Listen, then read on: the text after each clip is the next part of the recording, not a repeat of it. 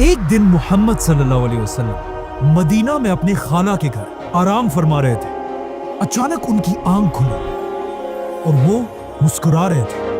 ان کی خالہ ام حرام نے پوچھا کہ یا رسول اللہ آپ کیوں مسکرا رہے ہیں؟ تو آپ صلی اللہ علیہ وسلم نے کہا کہ مجھے اسی وقت ایک ویژن دکھایا گیا ہے کہ میری امت کے کچھ لوگ سمندروں پر جنگ کے لیے ایسے جا رہے ہیں جیسے بادشاہ اپنے تخت پر ہوتے ہیں. یہ سنتے ہی ان کی خالہ ام حرام نے کہا کہ یا رسول اللہ آپ دعا کریں کہ میں بھی اس فوج میں شامل ہوں. تو آپ صلی اللہ علیہ وسلم نے انہیں جواب دیا کہ آپ اس فوج میں ضرور ہوں گے. رسول اللہ صلی اللہ علیہ وسلم کے بعد مسلمان حضرت عمر کے دور میں دنیا کی سب سے بڑی سپر پاور بن چکے تھے اور مسلمانوں کی فوج ایسٹ ویسٹ ہر طرف پھیل چکی تھی. لیکن اب بھی مسلمانوں کی ایک بہت بڑی کمزوری تھی، سمندر. اور رومن امپائر بار بار اسی سمندر کے راستے مسلمانوں پر حملے کیا کرتی تھی کیونکہ اب تک مسلمانوں کے پاس اپنی کوئی بھی نیوی نہیں تھی. اسی لیے حضرت عمر کے زمانے میں ان کے ایک گورنر حضرت معاویہ رضی اللہ عنہ نے ان کی طرف ایک لیٹر بھیجا کہ اب وقت آ چکا ہے کہ مسلمان بھی اپنی پاورفل نیوی بنائیں. لیکن حضرت عمر نے ایسا کرنے سے بالکل انکار کر دیا کیونکہ اس سمندر میں پچھلے 700 سال سے رومن امپائر کا راج تھا اور ان کے پاس دنیا کی سب سے بڑی نیوی تھی، 1000 جنگی کشتی، جس کی وجہ سے اس پورے سمندر کو رومن سمندر کہا جاتا تھا. جس کے مقابلے میں مسلمان ڈیزرٹ میں رہنے والے لوگ تھے اور ان کے پاس سمندروں میں جنگ کرنے کا کوئی ایکسپیرینس نہیں تھا. لیکن جیسے ہی حضرت عمر کے بعد مسلمانوں کے نئے خلیفہ حضرت عثمان بنے، انہوں نے معاویہ رضی اللہ عنہ جو حضرت عمر کے دور میں ایک چھوٹے سے علاقے کے گورنر تھے، حضرت عثمان نے انہیں پورے شام کا گورنر بنا دیا. اور ایک بار پھر معاویہ رضی اللہ عنہ نے اپنے کزن حضرت عثمان کی طرف وہی سیم لیٹر بھیجا. لیکن حضرت عثمان نے انہیں جواب دیا کہ جب حضرت عمر تمہیں نیوی بنانے سے روک رہے تھے تب میں ان کے پاس ہی کھڑا تھا، مطلب اب بھی نیوی بنانے کی اجازت نہیں ہے. لیکن حضرت معاویہ بار بار خلیفہ عثمان سے نیوی بنانے کی اجازت مانگتے رہے، یہاں تک کہ ایک لیٹر میں انہوں نے یہ بھی لکھا کہ رومن امپائر کا سائپرس ہمارے اتنے قریب ہے کہ وہاں کے کتوں کے بھونکنے کی آواز بھی ہمیں یہاں سنائی دیتی ہے. بائی دی وے، یہ صرف حضرت معاویہ نے ایک مثال دی تھی، اصل میں وہاں سے کتوں کی آواز نہیں پہنچ سکتی. آخر حضرت معاویہ کے بار بار کہنے پر حضرت عثمان نے انہیں سائپرس پر حملہ کرنے کی اجازت دے دی. لیکن حضرت عثمان نے کہا کہ تم ایک ہی شرط پر نیوی بنا سکتے ہو کہ اگر واقعی تم کشتیوں پر جنگ کرنا اتنا ہی آسان سمجھتے ہو تو پھر اس جنگ پر تم سارے جنرلز اپنی بیویوں کو بھی ساتھ لے کر جاؤ گے. معاویہ رضی اللہ عنہ نے خلیفہ عثمان کی یہ شرط قبول کی اور اسلام کی پہلی نیوی بنانے کا حکم دیا.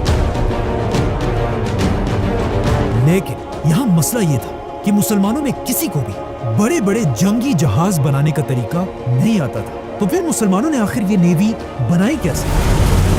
اصل میں اس سے بہت سال پہلے جب مسلمانوں نے یہ سارے علاقے فتح نہیں کیے تھے اور یہاں رومن امپائر کی حکومت تھی، رومن امپائر نے اپنی نیوی کے لیے فلسطین اور ایجپٹ میں جنگی جہاز بنانے کے 2 بڑی بڑی فیکٹریز بنائی تھی جہاں رومن امپائر کی نیوی کے لیے بڑے بڑے جہاز بنائے جاتے تھے جن کا نام تھا ڈرومون.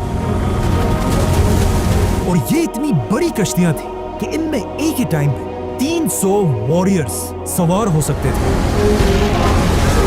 لیکن اب جب مسلمانوں نے رومن امپائر سے یہ سارے علاقے فتح کیے، کشتیاں بنانے کی یہ 2 فیکٹریز بھی مسلمانوں کے ہاتھ آئی جو پہلے تو مسلمانوں کے کسی کام کے نہیں تھے. لیکن اب خلیفہ عثمان کے آرڈرز پر ان فیکٹریز کو دوبارہ کھولا گیا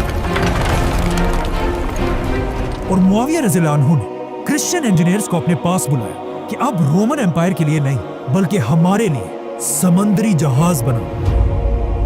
اور اس طرح اسلام کی پہلی نیوی تیار ہونے لگی. جیسے ہی کچھ کشتیاں تیار ہوئی تو خلیفہ عثمان کے آرڈرز کے مطابق حضرت معاویہ اور ان کے جنرلز اپنی بیویوں کو ساتھ لے کر سائپرس فتح کرنے کے لیے روانہ ہوئے. बहुत ही इंटरेस्टिंग बात यह थी, हजरत मुआविया के जनरल्स में से एक की बीवी का नाम था उम्मे हराम रज़ियल्लाहु अन्हा।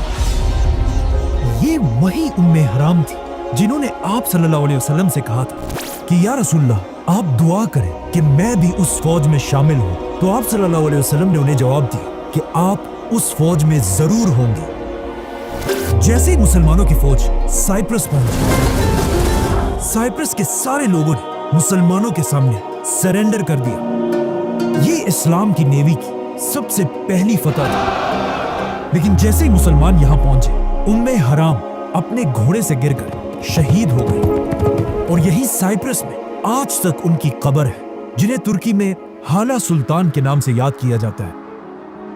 इसके बाद अगले 4 साल तक साइप्रस मुसलमानों के कंट्रोल में रहा। लेकिन 4 साल बाद जब मुसलमानों की नेवी में कश्तियां और भी बढ़ गई, हजरत मुआविया इन सारे जहाजों को लेकर और भी आगे बढ़े और सीधा रोमन एम्पायर के कैपिटल कॉन्स्टेंटिनोपल इस्तांबुल की तरफ बढ़ने लगे। यहां तक कि कहा जाता है कि मुसलमान रोमन कैपिटल के इतने करीब पहुंच गए कि मुसलमान अपनी आंखों से रोमन बादशाह के किले को देख रहे थे और रोमन बादशाह कॉन्स्टेंस मुसलमानों की फौज को देख रहा था। मुसलमान रोमन कैपिटल पर हमला करने के लिए बिल्कुल रेडी थे, क्योंकि उन्हें पता था कि रसूलुल्लाह सल्लल्लाहु अलैहि वसल्लम की एक हदीस है, जो भी मुसलमान फौज सबसे पहले रोमन बादशाह के शहर पर हमला करेगी उन्हें जन्नत मिलेगी। जैसे ही हजरत मुआविया कैपिटल की तरफ बढ़ने लगे, उसी वक्त उन्हें खबर मिली कि पीछे साइप्रस में मुसलमानों के खिलाफ बगावत हो चुकी है। और ये सुनते ही हजरत मुआविया रज़ियल्लाहु अन्हु रोमन कैपिटल पर हमला किए बगैर ही अपनी पूरी फौज के साथ वापस साइप्रस की तरफ फुल स्पीड रवाना हुए और एक बार फिर साइप्रस को दोबारा फतह किया, लेकिन इस बार तलवारों से। मुसलमानों की फौज को अपने कैपिटल के इतने करीब देखकर अब रोमन बादशाह और बर्दाश्त नहीं कर सकता था और उसने फैसला किया कि अब मैं इन मुसलमानों को रोमन नेवी की असल ताकत दिखाऊंगा, ताकि इन्हें पता चले कि समंदर में असल जंग होती क्या है। जिसके बाद रोमन बादशाह कॉन्स्टेंस खुद 500 जंगी जहाज ड्रोमोन्स लेकर खिलाफत पर हमले के लिए रवाना हुआ।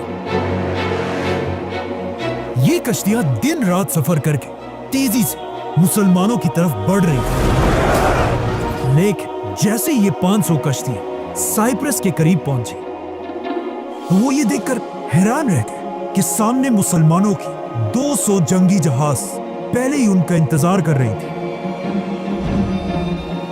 क्योंकि रोमन बादशाह के इस हमले की खबर खलीफा उस्मान तक पहले ही पहुंच चुकी थी और उन्होंने फौरन शाम के गवर्नर मुआविया और इजिप्ट के गवर्नर अब्दुल्ला की तरफ दोनों की तरफ हुक्म भेजा कि अपनी पूरी नेवी को लेकर रोमन बादशाह को रोकने के लिए रवाना हो।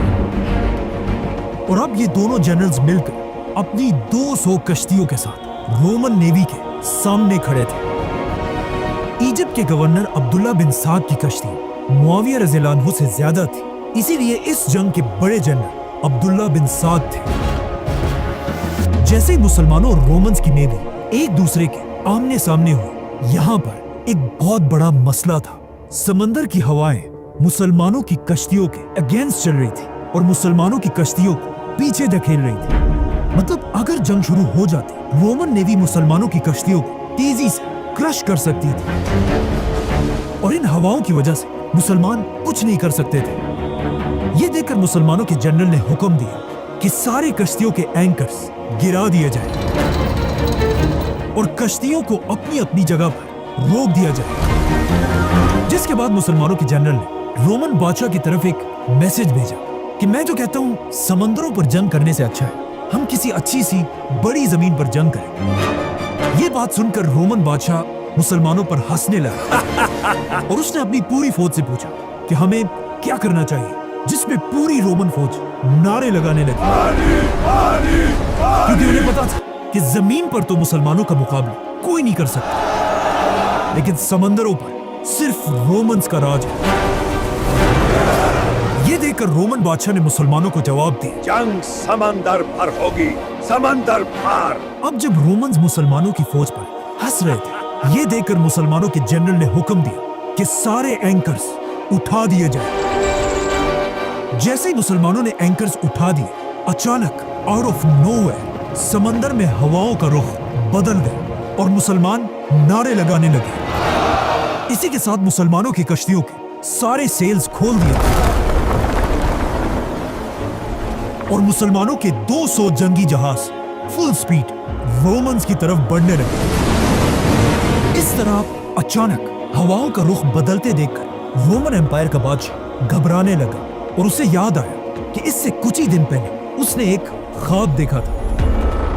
और जब उसने एक ख्वाब अपने नजूमियों को बताया, उन्होंने अपने बादशाह से कहा, माय किंग, काश आप उस रात सोते ही ना और ये ख्वाब ना देखते, क्योंकि इस ख्वाब का सिर्फ एक ही मतलब है, शिकस्त, डिफीट।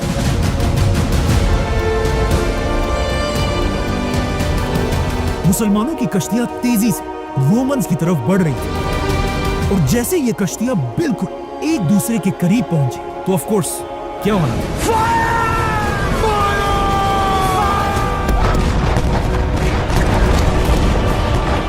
नहीं, ऐसा नहीं था। उस जमाने में ये वाली तोप जो गन पाउडर से चलती है इजाद ही नहीं हुई थी और लोग कश्तियों में भी तीरों और तलवारों से लड़ते थे।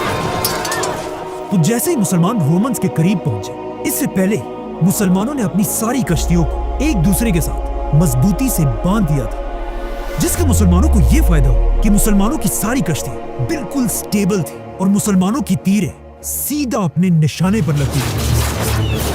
और रोमन्स की कश्तियां हिलने की वजह से उनका हर टारगेट मिस हो रहा था। ये इतनी खतरनाक जंग थी कि इसे आज तक समंदरों की जंगे यरमूक कहा जाता है, क्योंकि ये उस जमाने की दुनिया की सबसे बड़ी समंदरी जंग थी। जैसे ये दो नेवीज आपस में टकराई, मुसलमानों ने अपनी कश्तियों को रोमन्स की कश्तियों से भी बांध दिया, जिससे अब समंदर के बीच में एक बहुत बड़ा जंग का मैदान बन गया। अब जब यहाँ एक बहुत ही खतरनाक जंग चल रही थी, अचानक आसमान में बादल गरजने लगे और समंदर में एक बहुत बड़ी तूफान शुरू हुई। लेकिन ये जंग इस सख्त तूफान में जारी रही। अब तक तो मुसलमान ये जंग जीत रहे थे, लेकिन अचानक रोमन्स ने अपनी पूरी ताकत के साथ सीधा मुसलमानों के जनरल अब्दुल्ला बिन साद पर हमला कर दिया और उनकी कश्ती को अपनी कश्ती से बांधकर जंग से दूर ले जाने लगे, ताकि अपने जनरल को मरता देखकर मुसलमानों का मोराल टूट सके। यहाँ तक कि मुसलमानों का जनरल जख्मी भी हो गया। लेकिन आखिर एक मुसलमान ने अपनी जान पर खेलकर इन दोनों कश्तियों के दरमियान रस्सी को काट दिया और मुसलमानों के जनरल की जान बचा ली, लेकिन खुद समंदर में गिरकर शहीद हो गए। ये देखकर मुसलमानों का जज्बा और भी बढ़ा और उन्होंने इतना जबरदस्त हमला किया कि रोमन्स की 500 कश्तियां एक एक करके गिरने लगी और रोमन बादशाह को भी समझ आ गए कि अब कुछ नहीं हो सकता। कहा जाता है उसने अपने बादशाह का ताज उतारकर एक आम सोल्जर के कपड़े पहने और किसी तरह अपनी जान बचाकर वहां से भाग गए। और इस तरह मुसलमान खलीफा उस्मान के दौर में समंदरों की यरमूक जीत गए। अब रोमन एम्पायर की कमर बिल्कुल टूट चुकी थी और उनका बादशाह जख्मी हो चुका था, लेकिन फिर भी हजरत उस्मान को अच्छी तरह पता था कि रोमन कैपिटल को फतह करना इम्पॉसिबल है। जिसके बाद खलीफा उस्मान एक नया बहुत बड़ा प्लान बनाने लगे और उन्होंने अपने दूर के गवर्नर की तरफ एक लेटर और उसके साथ एक नक्शा भेजा, जिसमें हजरत उस्मान ने इस्लाम के फ्यूचर का प्लान बताया और कहा सबसे पहले मुसलमान स्पेन को फतह करेंगे, उसके बाद फ्रांस, फिर इटली, फिर ग्रीस और इस तरह पूरे यूरोप को फतह करने के बाद मुसलमान आखिर रोमन कैपिटल पर हमला करेंगे। लेकिन ऐसा नहीं हुआ, बल्कि आज तक खलीफा उस्मान का ये प्लान पूरा नहीं हो सका, क्योंकि जैसे ही हजरत उस्मान ने ये प्लान बनाया, खलीफा उस्मान रज़ियल्लाहु अन्हु को मुसलमानों के ही एक ग्रुप ने शहीद कर दिया। लेकिन शहीद होने से पहले खलीफा उस्मान ने दुनिया के समंदरों पर राज करने वाले 700 साल पुरानी रोमन नेवी को बिल्कुल खत्म कर दिया था। सब्सक्राइब